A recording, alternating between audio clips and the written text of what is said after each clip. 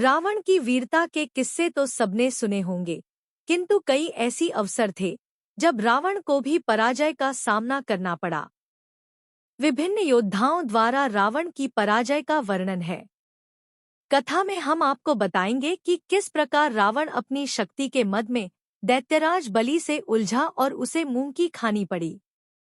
इससे पहले कि हम वीडियो में आगे बढ़े, यदि अभी तक आपने हमारे चैनल धर्म संज्ञान को सब्सक्राइब नहीं किया है तो कृपया सब्सक्राइब कर लें ताकि आने वाली वीडियो का नोटिफिकेशन सबसे पहले आपको मिलता रहे। दैत्यराज बलि भगवान विष्णु के अनन्य भक्त प्रहलाद के पोते और विरोचन के पुत्र थे। वे भी अपने दादा की भांति न्यायप्रिय और विष्णु भक्त थे, जिन्हें भगवान वामन की कृपा से पाताल लोक का राज्य प्राप्त हुआ, जहां वो सभी दैत्यों का नेतृत्व करते थे।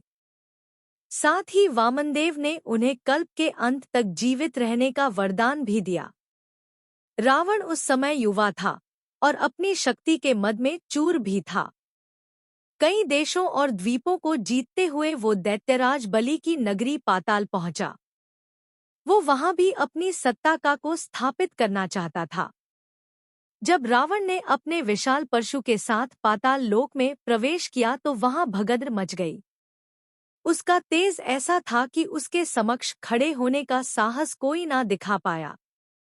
जिन दैत्य वीरों ने उसे रोकने का प्रयास किया, उसे रावण के हाथों मृत्यु को प्राप्त होना पड़ा।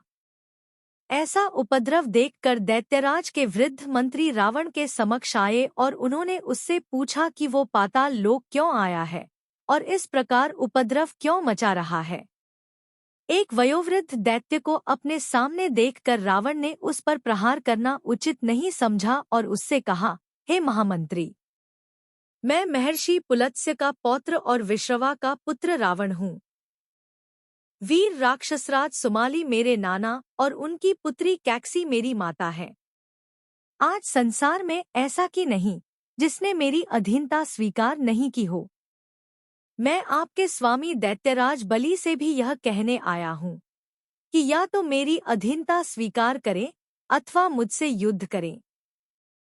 एक युवा योद्धा को इस प्रकार बोलते देखकर उस वृद्ध दैत्य ने कहा, क्या तुम्हें ये नहीं पता कि पाताल का साम्राज्य महाराज को स्वयं श्रीहरि ने प्रदान किया था और यहाँ महाराज बलि के अतिरिक्त किसी और की सत्ता हो ही नहीं सकती।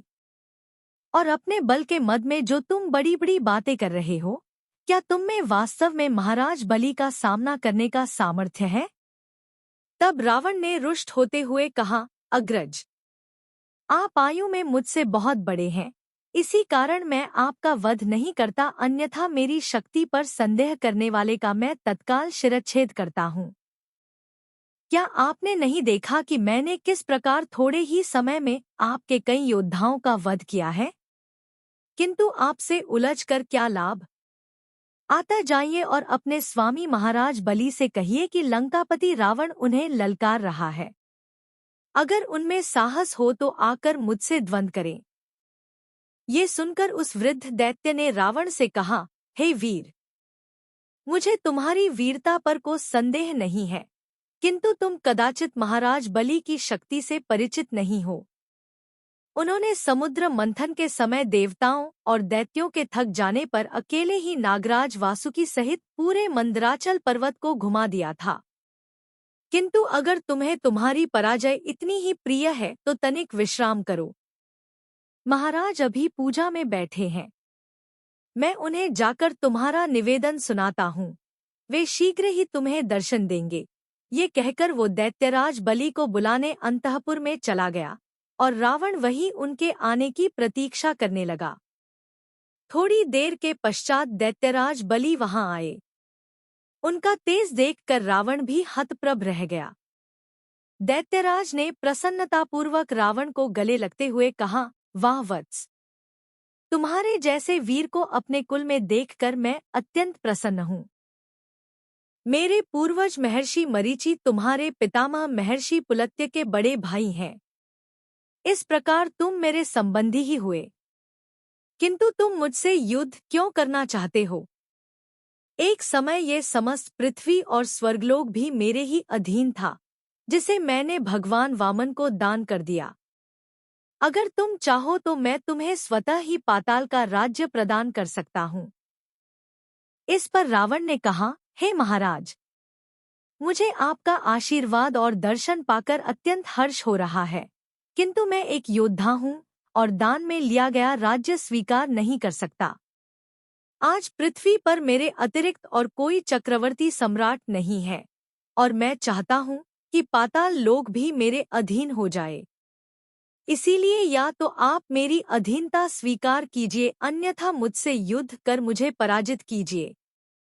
ये सुनकर बलि ने हंसते हुए कहा, अच्छा ठीक है, अगर तुम्हें युद्ध की इतनी ही इच्छा है तो जरा वहां रखा मेरा कवच ला दो।